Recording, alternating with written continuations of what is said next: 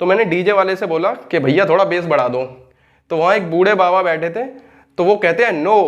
नमस्कार दोस्तों, दिग्विजय शर्मा एकेडमी में आपका स्वागत है। आज हम देखेंगे कि अलग अलग स्पोर्ट में कितने नंबर ऑफ प्लेयर्स होते हैं, उनको हम ट्रिक से याद करने की कोशिश करेंगे। तो चलिए शुरू करते हैं। तो सबसे पहले बारी आती है क्रिकेट, फुटबॉल और हॉकी की। तो ये बहुत कॉमन है, ज़्यादातर सबको याद होता है, तो इसमें इसको हम कोई ट्रिक यूज़ नहीं करेंगे। इसमें कितने प्लेयर्स होते हैं? 11 प्लेयर्स होते हैं। ये ज़्यादातर सबको पता होता है, इसलिए इसमें कोई ट्रिक यूज़ नहीं हो रही है। अगला देखते हैं बास्केटबॉल। ठीक है, तो अभी हम देखते हैं कि जो क्रिकेट की बॉल होती है वो छोटी होती है, तो उसको ऐसे हम पकड़ सकते हैं, 3 उंगलियों से पकड़ सकते हैं। लेकिन जो बास्केटबॉल होती है उसकी बॉल बड़ी होती है, तो उसको पकड़ने के लिए क्या करना पड़ता है? हमको 5 उंगलियों का यूज़ करना पड़ता है। जैसे कि आपने वांटेड मूवी में देखा होगा, सलमान खान बास्केटबॉल को कैसे पकड़ता है? 5 उंगलियों से पकड़ता है। तो अब इसको 5 उंगलियों से बास्केटबॉल को पकड़ा जाता है, इसीलिए बास्केटबॉल में प्लेयर्स कितने हो जाते हैं? 5। तो बास्केटबॉल में कितने प्लेयर्स हो जाते हैं हमारे? 5 प्लेयर्स हो जाते हैं। ठीक है, तो अगला हमारा गेम आता है पोलो। तो पोलो के अगर हम अल्फाबेट्स को ऐड करता हूं मैं, POLO, तो ये कितने हो रहे हैं? 1 2 3 4 हो रहे हैं, इसीलिए पोलो में प्लेयर्स भी कितने होते हैं? 4 होते हैं। इसी तरह कबड्डी में कितने प्लेयर्स होते हैं? इन सबको मैं ऐड करता हूं, तो ये कितने हो रहे हैं? 1 2 3 4 5 6 7 हो रहे हैं, तो इसीलिए इसमें प्लेयर्स भी कितने होते हैं? 7। पोलो और रग्बी में कितने प्लेयर्स होते हैं? जितने इनके अल्फाबेट्स को ऐड करते हैं उतने ही प्लेयर्स हो जाते हैं इसमें, 4 और 7। ठीक है, तो अभी रग्बी का ऐड करते हैं। तो रग्बी को ऐड करता हूं मैं अगर RUG + B + Y, तो ये कितना हो रहा है? 1 2 3 4 5 हो रहा है। लेकिन 5 प्लेयर्स हमारे रग्बी में नहीं होते हैं, ये किस में होते हैं? बास्केटबॉल में होते हैं। तो बास्केटबॉल में अगर 0-5 है, तो रग्बी में हमने क्या कर दिया? 0 की जगह क्या कर दिया? 1-5 हो गया। तो ये कितना हो जाते हैं? इसमें 15 प्लेयर्स हो जाते हैं रग्बी में।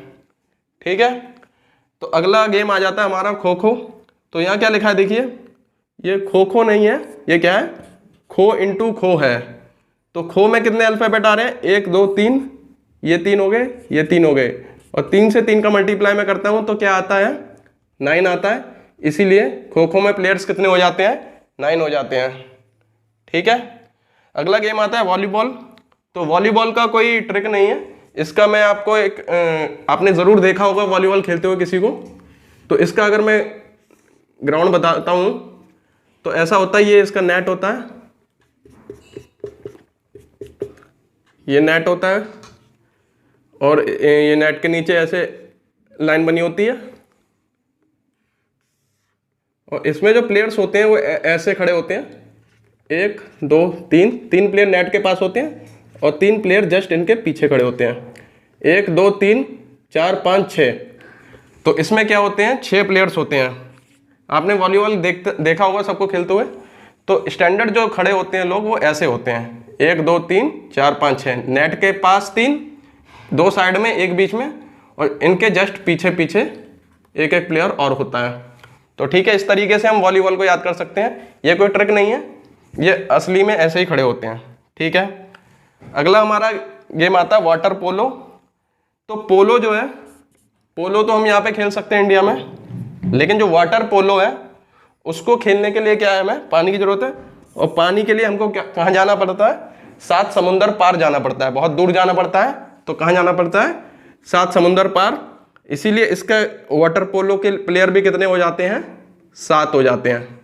ठीक है, वाटर पोलो खेलने के लिए 7 समुंदर पार जाना पड़ रहा है, इसीलिए क्या हो जाते हैं? प्लेयर भी इसके 7 हो जाते हैं। ठीक है, अगला गेम आता है हमारा हैंडबॉल। तो हैंडबॉल में ये आ रहा है हैंड।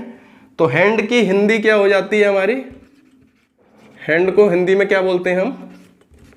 हाथ बोलते हैं। और हाथ से राइमिंग क्या करता है हमारा? 7। और 7 का मतलब हमारा नंबर में किसके बिल्कुल पास आता है? ये 7 के। इसलिए हैंडबॉल में भी प्लेयर कितने हो जाते हैं? 7। दोबारा बता दूं, हैंड को हिंदी में बोलते हैं हाथ, हाथ का राइमिंग हो गया 7, और 7 यानी कि 7। ठीक है, अब अगला आता है बेसबॉल। तो बेसबॉल का याद करने की कोशिश करते हैं। तो इसके लिए एक छोटी सी कहानी है, वो आपको सुननी पड़ेगी। तो छोटी सी कहानी है कि मैं एक बार एक पार्टी में गया तो वहाँ पे डीजे बज रहा था, तो मैंने डीजे वाले से बोला कि भैया थोड़ा बेस बढ़ा दो। तो वहाँ एक बूढ़े बाबा बैठे थे, तो वो कहते हैं नो। मैंने कहा नो? मैंने कहा बाबा हिंदी में बोलो ना, इंग्लिश में क्यों बोल रहे हो? बोलते मैं इंग्लिश में इसलिए बोल रहा हूँ क्योंकि बेसबॉल में पता है कितने प्लेयर होते हैं? मैंने कितने होते हैं? बोलते हैं 9। मैंने कहा अच्छा। मैंने कहा ठीक है, तो इस ट्रिक का मैं यूज़ करूँगा अपने वीडियो में, ठीक है। तो बेसबॉल में इसलिए किस लिए 9 होते हैं? क्योंकि जब बेस बढ़ाने के लिए कहा जाता है तो बाबा क्या कह देते हैं? नो। नो यानी कि प्लेयर हो गए 9। बेस बढ़ाने के लिए कहा तो क्या कह दिया उन्होंने? नो। और बेसबॉल में प्लेयर भी कितने हो गए? 9, ठीक है। तो एक बार मैं सब कुछ दोबारा से रिवाइज करा देता हूँ। क्रिकेट, फुटबॉल, हॉकी ये काफ़ी कॉमन होते हैं, तो इनमें प्लेयर कितने हो जाते हैं? 11, ये सबको याद होते ही हैं। बास्केटबॉल बड़ी बॉल होती है, इसलिए उसको पकड़ने के लिए कितनी उंगलियों का यूज़ करना पड़ता है? 5 का, इसलिए इसमें कितने प्लेयर हो जाते हैं? 5। पोलो, कबड्डी और रग्बी, इनमें हम इनके अल्फाबेट को ऐड करके याद करने की कोशिश करते हैं। तो पोलो क्या होता है? POLO 4, तो यहाँ 4 हो गए प्लेयर। KABADDI, तो इसके प्लेयर कितने हो गए? 7। रग्बी में भी 5 आ रहा है, इसके प्लेयर कितने हो रहे हैं? 5 हो रहे हैं, लेकिन 5 तो बास्केटबॉल के होते हैं, इसीलिए इसके 5 ना होके हमने 05 की जगह क्या कर दिया? 15 कर दिया। 05 नहीं, यहाँ पे क्या कर दिया? 15, यानी कि 15 हो गए प्लेयर्स के, ठीक है। अब यहाँ खो खो है, तो खो खो का मतलब क्या होगा? खो इंटू खो। खो में कितने नंबर आए? 3, 1 2 3, तो 3 इंटू 3 कितना होता है? 9 होता है, ठीक है। तो 9 प्लेयर हो गए खो खो में।